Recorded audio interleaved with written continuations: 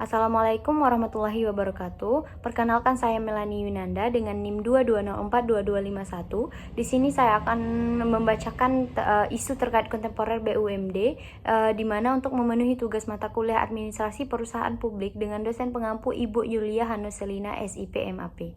Mana isunya yaitu dinamika politik dalam gerakan masyarakat sipil menolak privatisasi pengelolaan air di Jakarta. Privatisasi air di Jakarta mulai dijajaki dengan perusahaan air asal dari Britania Raya, yaitu Thames Water. Pemerintah Indonesia pada saat itu merencanakan dengan memutuskan untuk membagi wilayah pengelolaan air kepada perusahaan Thames Water dan Suez. Pembagian yang dilakukan oleh negara dengan cara memberikan konsensi yang di dalamnya mengatur pengelolaan separuh kota kepada Thames Water tanpa tender. 2 bulan setelah konsensi tersebut ditandatangani, Indonesia dilanda krisis moneter yang menyebabkan jatuhnya nilai rupiah dan berdampak pada jatuhnya Presiden Soeharto. Jatuhnya kepemimpinan Soeharto tak membuat dibatalkannya konsensi, melainkan melakukan negosiasi kembali terkait kesepakatan. Kemudian, polemik terkait privatisasi dimulai ketika masyarakat sipil mulai menunjukkan aspirasi penolakan terhadap pengelolaan air oleh pihak swasta pada 2012. Masyarakat Jakarta yang merasa dirugikan oleh privatisasi kemudian bergabung dalam Koalisi Masyarakat Menolak Swastanisasi Air Jakarta atau KMMSAJ. Langkah penolakan tersebut yakni mengajukan gugatan menolak pengelolaan air oleh swasta ke Pengadilan Negeri Jakarta Pusat. Alasan koalisi menggugat yakni menilai bahwa kerjasama yang ditekan Pam Jaya dengan perusahaan swasta membuat rakyat menderita dan merugikan negara. Kegagalan dari privatisasi untuk mendistribusikan air ke masyarakat Jakarta menjadi sebuah masalah dalam pelayanan publik yang seharusnya didapatkan oleh masyarakat. Bukan hanya kegagalan privat, tetapi juga kegagalan negara dalam mengelola kekayaan dan ketidakmampuannya untuk secara mandiri membangun distribusi air yang dapat diakses oleh semua masyarakat Jakarta. Perlawanan masyarakat sipil dalam protesnya menolak privatisasi seharusnya menjadi dorongan kepada pemerintah untuk mengelola sumber air secara mandiri. Keberadaan masyarakat sipil yang menggugat membuktikan bahwa adanya keinginan untuk berdaulat atas sumber daya air dan juga terdapat ketimpangan atau ketidakadilan selama ini dari distribusi dan akses air yang didapatkan. Konsep politik lingkungan dalam permasalahan kontemporer. Dinamika lingkungan adalah sebagai produk saling penguatan dari banyak susunan yang saling berinteraksi dan proses daripada lebih satu desain. Dengan demikian, perbedaan yang fundamental antara tabiat manusia dan lingkungan bermakna bahwa pemahaman peran suatu masyarakat di dalam sistem lingkungan memerlukan bukan hanya pemahaman bagaimana masyarakat telah berbuat di masa lampau, tetapi juga apa yang mereka rencanakan untuk masa depan politik. Lingkungan merupakan cara memahami hubungan kompleks antara alam dan masyarakat dengan analisis dari apa yang tersebut berbentuk akses dan kontrol atas sumber daya dan implikasinya terhadap kesehatan lingkungan dan kehidupan berkelanjutan. Dalam fenomena penolakan privatisasi, salah satu alasannya adalah biaya yang mahal bagi kelompok masyarakat menengah ke bawah.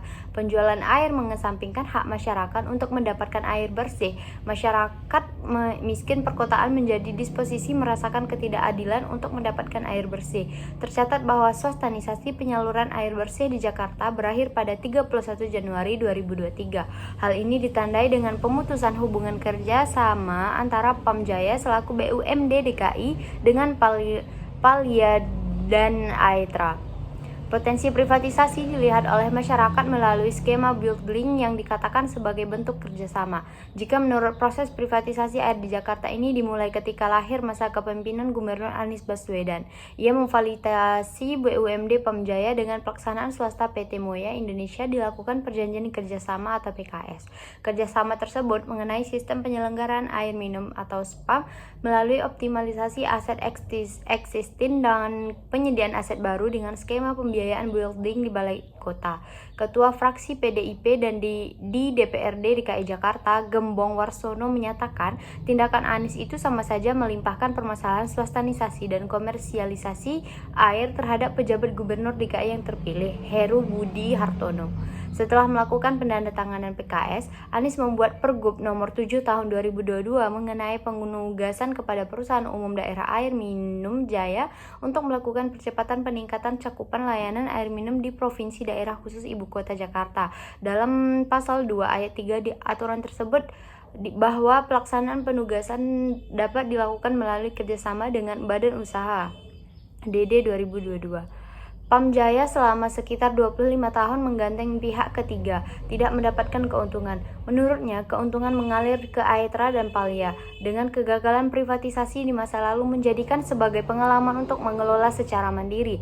Dia tidak ingin lagi masalah perpipaan dijadikan alasan Pamjaya untuk tidak mengelola jaringan air bersih di Jakarta secara mandiri. Badan usaha milik negara, Perumda Pamjaya menandatangani perjanjian kerjasama dengan PT Moya Indonesia selama 25 tahun ke depan. Kerjasama itu mengenai penyelenggaraan sistem penyediaan air minum atau SPAM untuk memenuhi target cakupan pelayanan 100% di Jakarta pada 2030. Akan tetapi, kerjasama tersebut mendapatkan penolakan dari berbagai lapisan masyarakat. Penolakan dari Lembaga Bantuan Hukum atau LBH Jakarta meminta untuk membatalkan privatisasi model yang mengikat MOU selama 25 tahun. MOU ini bertentangan dengan putusan Mahkamah Konstitusi RI nomor 85 PUU 11 2013 tentang pengujian atas Undang-Undang nomor 7 tahun 2024 tentang sumber daya air atau putusan MK nomor 85 PUU 11 2013 yang telah menegaskan bahwa pengelolaan air semestinya dilakukan oleh negara. Pemerintah dalam hak menguasai negara atas sumber daya alam yang menempatkan air sebagai res commune atau hak barang publik. Artinya pengelolaan sistem air minum yang berkaitan dengan hajat hidup orang banyak dilakukan oleh Pamjaya sendiri sebagai perusahaan negara. Gerakan masyarakat sipil dalam remunisipasi air Jakarta. Remunisipalisasi adalah gerakan untuk mengembalikan barang publik untuk diprivatisasi menjadi barang publik kembali.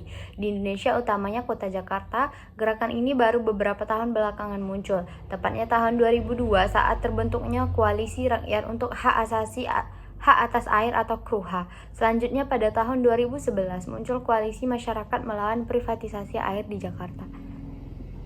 Gerakan Rakyat untuk Kedaulatan dan Hak Atas Air atau Gerak bersurat terbuka kepada pejabat gubernur terkait masalah yang timbul akibat kebijakan baru pengelolaan air di Jakarta. Cakupan air bersih yang baru 65,85% di Jakarta menandakan swastanisasi air telah memproduksi ketimpangan penguasaan air.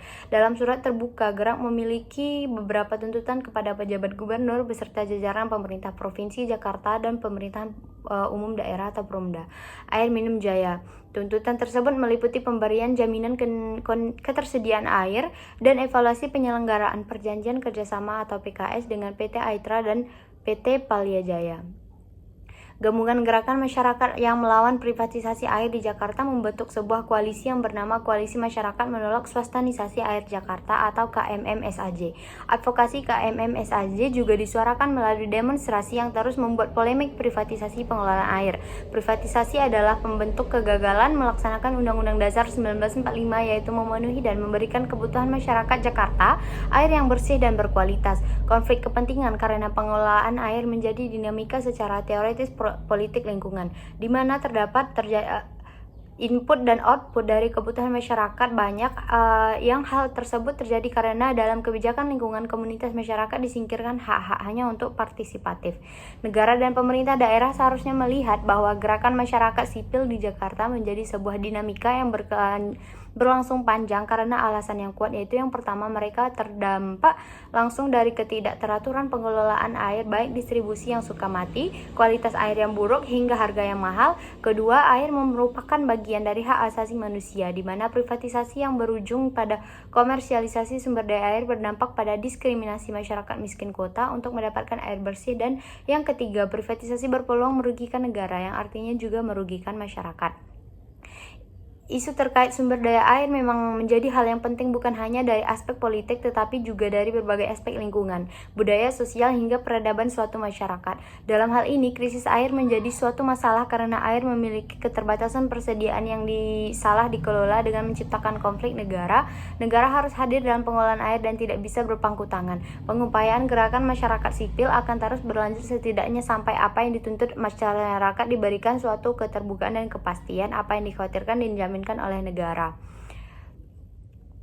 Mungkin sekian materi dari saya. Bila ada salah mohon maaf. Assalamualaikum warahmatullahi wabarakatuh.